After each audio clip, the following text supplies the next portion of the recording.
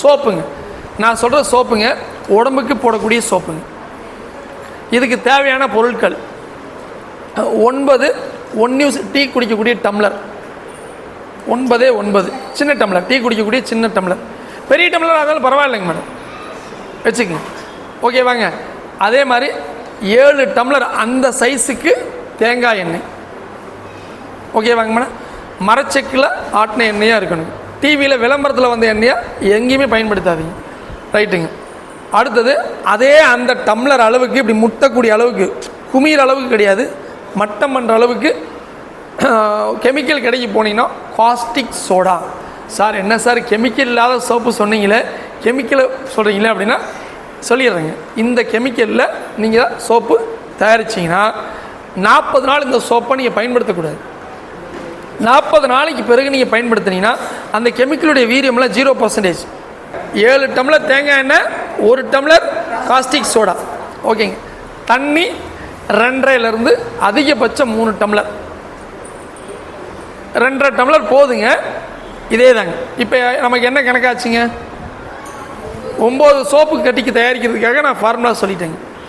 இந்த 1 use paper tumbler இருக்குது பார்த்தீங்களா, வெள்ளை கலரில்ங்க, அதை யூஸ் பண்ணிக்கங்க. கண்ணாடி 1 யூஸ் டம்ளர் கிடையாதுங்க. ஏன்னா நீங்கள் சோப்பு வந்து இந்த அச்சுக்கு வந்து தனியாக விலை கொடுத்து வாங்கணும். நான் வந்து இந்த அச்சா பயன்படுத்துறதுக்காக உங்களுக்கு இதெல்லாம் சொல்லிட்டேங்க.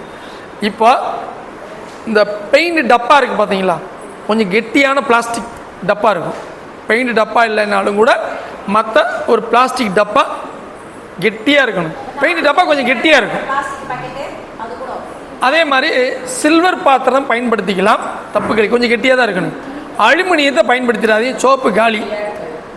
கெமிக்கல் ரியாக்ஷனில் அலுமினியம் ஓட்டையாயிரும். ஸோ அதனால் இப்போ நம்ம எப்படி சோப்பு தயார், இது வந்து ஓப்பன் பிளேஸில் தான் நீங்கள் பண்ணணும், வீட்டுக்குள்ளே பண்ணக்கூடாது.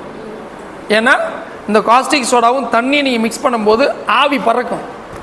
ஆவி பறக்கும்போது வீட்டுக்குள்ளேயே இருந்தீங்கன்னா உங்களுக்கு கொஞ்சம் அன்ஈஸியாக இருக்குது, அந்த இதெல்லாம் கொஞ்சம் வீட்டுக்குள்ளே பரவும். ஸோ அதனால் வெளியில் வெட்ட வெளியில் பண்ணுங்கள். இப்போது ஒரு அது கையில் படாமல் வச்சுக்கோங்க, இல்லை கொஞ்சம் அரிக்கும், அதுக்காக ஒன்றும் ஆகாதுங்க, கொஞ்சம் அரிக்கும். அதனால் கையில் படாமலே பண்ணுங்கள். ஒரு கரண்டியோ இல்லை கெட்டியான ஒரு பிவிசி பைப் எடுத்துக்கங்க, ஒரு குச்சி எடுத்துக்கங்க. இப்போ அந்த பக்கெட்டில் வந்துட்டு காஸ்டிக் சோடாவோ போட்டாச்சு. இப்போது தண்ணியாக அந்த 2.5-3 டம்ளர் ஊற்றியாச்சு. இப்போ நீங்கள் கிண்டிக்கிட்டே இருக்கணும். இப்போ கெமிக்கல் ரியாக்ஷன் ஆகி ஹீட் ஆகும். ஹீட் ஆகி அப்படியே கொஞ்சம் கிண்ட என்ன ஆகும், ஒரு 10 நிமிஷம் 20 நிமிஷத்துக்குள்ளே அது அந்த ஹீட்டெல்லாம் குறைஞ்சிடும். குறைஞ்ச உடனே இப்போ நம்மக்கிட்ட அடுத்து என்ன இருக்குதுங்க, எண்ணெயை பூரா ஊற்றிடுங்க, எல்லா எண்ணெயும் ஊற்றிடுங்க. அதே மாதிரி கிண்டிக்கிட்டே இருக்கணும். சும்மா குச்சியில் கரண்டியில் கிண்டிக்கிட்டே இருக்கிறேங்க, அடுப்பெல்லாம் வேண்டியது இல்லைங்க மேடம், சும்மா நான் வெளியில் தான் சொல்கிறேங்க. கிண்டிக்கிட்டே இருங்க. உங்களுக்கே தெரியும் தோசை மாவு பதத்துக்கு வரும். அந்த நீங்கள் கிண்டவே தோசை மாவு பதம் உங்களுக்கு தெரியுங்க மேடம். இட்லி கெட்டியாக இருக்கும் இட்லி மாவு, தோசை மாவு கொஞ்சம் தண்ணியாக இருக்கும். அந்த தோசை மாவு பதத்துக்கு வந்த உடனே இப்போ சோப்புக்கான ப்ரிப்ரேஷன் முடிஞ்சுது. இப்போ டம்ளர்லாம் எடுத்து வச்சுருக்கீங்க இல்லைங்க, 1 யூஸ் டம்ளர், அதெல்லாம் எடுத்து வைங்க, அதில் ஊற்றி வச்சுருங்க. 6 மணி நேரம் கழித்து சோப்பு ரெடி. அதிகபட்சம் 12 மணி நேரத்தில் அந்த பேப்பரை பிரித்து சோப்பு கட்டி ஆயிடும். சும்மா நார்மலாக வச்சுங்க, சும்மா இந்த மாதிரி இப்படி வச்சிட்டிங்கனாலே போதும், அவ்வளோதாங்க, சோப்பு ரெடி. ஆனால் எப்போ பயன்படுத்துனீங்க மேடம் இதை? 40 நாளைக்கு அப்புறம் பயன்படுத்துங்க. சார் எனக்கு கொஞ்சம் ஃப்ளேவர் வேணுங்க சார், வெறும் தேங்காய் எண்ணெய் சோப்பு தான் சொல்லி கொடுத்துருக்குறீங்க, ஃப்ளேவர் வேணும் அப்படின்னா ரொம்ப சிம்பிளுங்க. மஞ்சள் பொடியை நீங்கள் அச்சில் ஊற்றுறதுக்கு முன்னால் அது கூட மிக்ஸ் பண்ணி ஊற்றி வச்சிட்டிங்கன்னா இப்போ என்ன சோப்பு ரெடிங்க மேடம்? மஞ்சள் சோப்பு ரெடி. இல்லைங்க எனக்கு முழுத்தாணி மட்டி பவுடர் எடுங்க, மிக்ஸ் பண்ணுங்க, அது கூட அச்சில் ஊற்றி வச்சுருங்க. இப்போ என்னாச்சுங்க, முழுத்தாணி மட்டி சோப்பு ரெடி. கடலை மாவு சோப்பு நல்லது, கடலை மாவு அது கூட மிக்ஸ் பண்ணி நல்லா மிக்ஸ் பண்ணி நீங்கள் வச்சுருங்க. அதாங்க வேப்பிலைக்கு சொல்கிறேங்க. வேப்பிலைக்கு ஒரு ப்ராசஸ் இருக்குது, இப்படி ஊற்றக்கூடாதுங்க. வேப்பிலைக்கு என்ன பண்ணால் தண்ணி கூட தண்ணி அதை மிக்ஸ் பண்ணிடணும். நீங்கள் தண்ணி ஊற்றுறீங்க பார்த்தீங்களா, அப்பயே நீங்கள் மிக்ஸ் பண்ணிடணும். இப்போ நான் வந்து 3 டம்ளர் தண்ணி சொன்னேன் பார்த்தீங்களா, அந்த 3 டம்ளர் தண்ணிக்குள்ளே வேப்பிலையே சாறு எடுத்துடணும். அப்படி தான் இருக்கணும், அந்த 3 டம்ளருக்குள்ளே தான் அது இருக்கணும். ஸோ அப்படி தான் நீங்கள் பயன்படுத்திக்கணும். ஏன்னா மறுபடியும் நீங்கள் தண்ணி ஊற்றினீங்க சோப்பு என்னவா மாறுங்க, தோசை பதத்தில் இருந்தால் அந்த இது மறுபடியும் லிக்விடாக மாறும். ஸோ கரெக்டாக மிக்ஸ் ஆகாது. அல்லது வேப்ப இலையை காய வச்சு பவுட்ரு பண்ணி வேணால் நீங்கள் மிக்ஸ் பண்ணிக்கலாம்.